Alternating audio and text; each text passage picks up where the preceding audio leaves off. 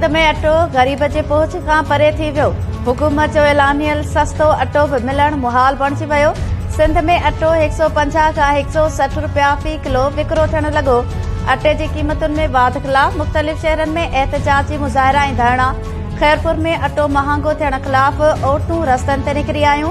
पंगरियो, जापी, हाला, मटियारी ऐं ॿियनि शहरनि में बि मुज़ाहिरा कया विया।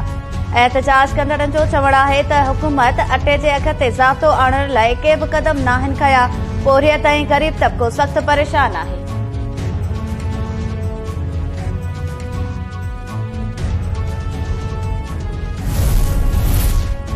सिंध हुकूमत पारां ॿियनि सूबनि जी भेट में सिंध में अटो सस्तो हुअण जी दावा। शर्जील मेमून चयो आहे त अटो रुगो सिंध न पर सॼे मुल्क में महांगो थियो आहे। सूरत हाल बहितर थियण में कुझु ॾींहं लॻंदा। सूबे में फ्लोर मिल्स जी कोटा वधाए छॾी आहे। अटो 65 खां 95 रुपया फी किलो मिलंदो। मुकेश कुमार चावला चयो त कणक ख़तम नाहे थी, ज़ख़ीरा मौजूद आहिनि। बहरान वारियूं ख़बरूं ग़लति आहिनि। फ्लोर मिल्स एसोसिएशन जे अॻवान चौधरी यूसुफ चयो आहे त हुकूमत कणक फ़राहम कंदी त अटो महांगो न थींदो।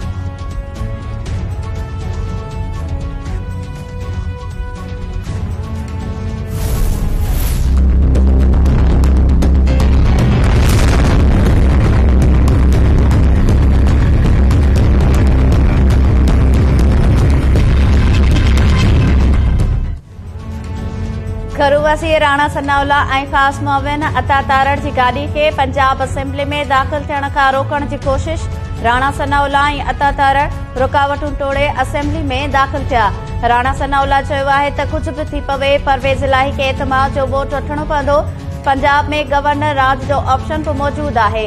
राणा सनाउल्ला चौधरी परवेज़ इलाही ऐं मुनिस इलाही ते 3000 अरब रुपयनि जी मनी लॉन्ड्रिंग जो इल्ज़ाम लॻाईंदे चयो आहे त ज़मान पार्क ते थियल इजलास में पीटीआई ऐं काफ लीग वारनि हिक ॿिए जी गिची पकड़ी, हिक ॿिए ते अरबे रुपयनि जी करप्शन इल्ज़ाम लॻाया। चौधरी परवेज़ इलाही ऐं संदसि पुट हज़ारे अरब डॉलर परॾेह मुंतक़िल कया। महांगाईअ जा बि ज़िम्मेवार उहे ई आहिनि।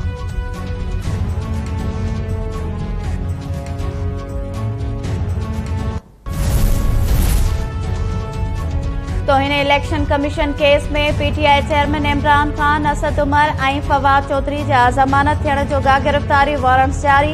इलेक्शन कमीशन इमरान खान, असद उमर ऐं फवाद चौधरी जी हाज़िरी खां छूट वारी इस्तदा रद्द कंदे संदन गिरफ़्तारी वारंट जारी कया।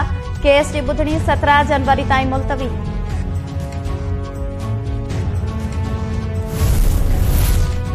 पीटीआई अॻवान फवाद चौधरी गिरफ़्तारी वारंट्स जारी करण वारे इलेक्शन कमीशन जे हुकुम खे तोहिने अदालत करार ॾेई छॾियो। फवाद चौधरी चयो आहे त इलेक्शन कमीशन पारां इमरान खान, असद उमर ऐं मुंहिंजे ख़िलाफ़ ज़मानत जोगा वारंट जारी करण हाई कोर्ट जे फ़ैसिले जी तौहीन आहे। केस जी तारीख़ 17 जनवरी हुई, जंहिंखे क़ाइदनि जे उबतड़ करार अॼु मुक़रर करे फ़ैसिलो ॾिनो वियो। हीउ इलेक्शन कमीशन जे मेंबर्स जो हिकु ॿियो जानिबदारी वारो फ़ैसिलो आहे। फ़ैसिले ख़िलाफ़ अदालत वेंदासीं।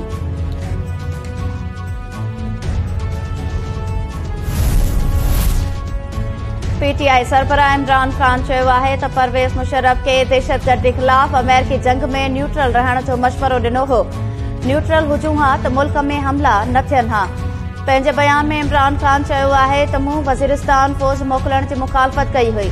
रुगो फ़ौजी ऑपरेशन सां दहशतगर्दी ख़तम नथी थी सघे।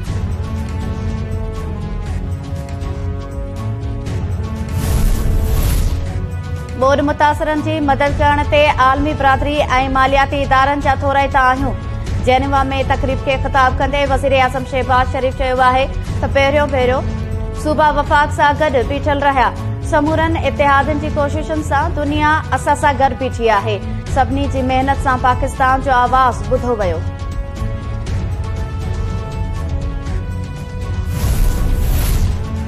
सऊदी अरब 5 अरब डॉलर्स स्टेट बैंक पाकिस्तान में डिपॉज़िट तौर रखण ऐं 10 अरब डॉलर्स जी सीड़प करण जी तस्दीक करे छॾी। वज़ीर आज़म शहबाज शरीफ़ ऐं सऊदी वली अहद मोहम्मद बिन सलमान में थियल मुलाक़ात जो नतीजो साम्हूं अची वियो। सऊदी अरब जी पधिराई मूजिबि पाकिस्तान जी मुआशी इस्तेहकाम ऐं अवाम जी हिमायत में अहिड़ो क़दम खंयो वियो आहे।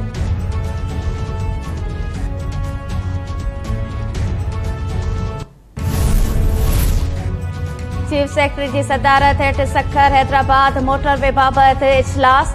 M6 motorway land acquisition officer मुक़रर करण जो फ़ैसिलो। Senior member board of revenue ऐं कमिश्नर ज़मीन हासिल करण वारे मामले जी निगरानी कंदा। चीफ सेक्रेटरी सुहेल राजपूत चयो आहे त सखर हैदराबाद मोटरवे खे जल्द मुकमल कयो वेंदो। कराची में स्ट्रीट क्राइम ते ज़ाब्तो आणण लाइ ट्रेनी अहलकारनि खे शहर में मुक़रर करण जो फ़ैसिलो।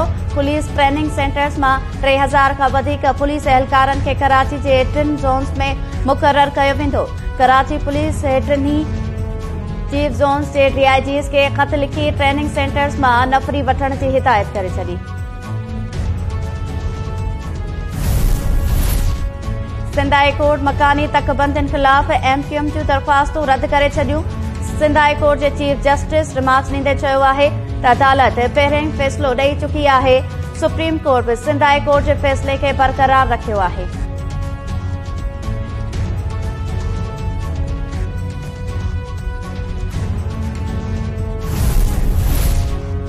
रोड़ी भरिसां जवाबदार भेण खे कारे इल्ज़ाम हणी छुरियुनि जा वार करे क़तल करे छॾियो। ॻोठ अछूं कुबियूं में जवाबदार गुलाम हैदर सोलंकी भेण फौजिया खे छुरियुनि जा वार करे बेदर्दी सां क़तल कयो। लाश अस्पताल मुंतक़िल। जवाबदार भेण खे क़तल करण बाद फरार थी वियो। केस दाख़िल न थियो।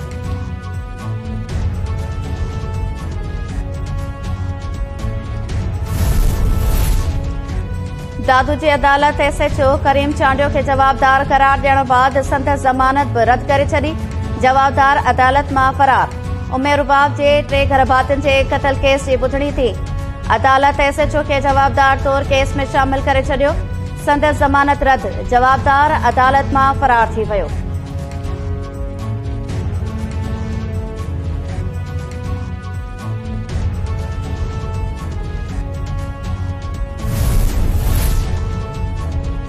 कानपुर में नापुरकोट पुलिस पारां अगवा थियल पोरियत खे गढ़ी ते ॻोझे कचे मां मुक़ाबले बाद बाज़ियाब कराइण जी दावा। ज़रियनि जो चवणु आहे त 6 ॾींहं अॻु अगवा थियल पोरियत अब्दुल रशीद कल्होड़ो राजूनी कोशिशुनि ज़रिए बाज़ियाब थी घर पहुतो। भुंग भरण एवज़ बाज़ियाब थियण जा चोॿोलबा आहिनि।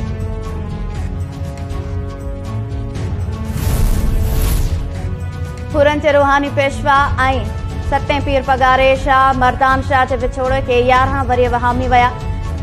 सैयद शाह मर्दान शाह जी वरसी जे मौक़े ते मुख़्तलिफ़ शहरनि में तक़रीबूं भेटा पेश। 7 पीर पगारो सैयद शाह मर्दान शाह 10 जनवरी 2012 में लाॾाणो करे वियो। ऐं यकतारे ऐं चपड़ी जे बेताज बादशाह रागी जलाल चांडियो जे विछड़े खे 22 वरी वहामी विया। अवामी रागी जलाल चांडियो जा ॻायल कलाम अॼु बि झर जंग में मक़बूल बणियल।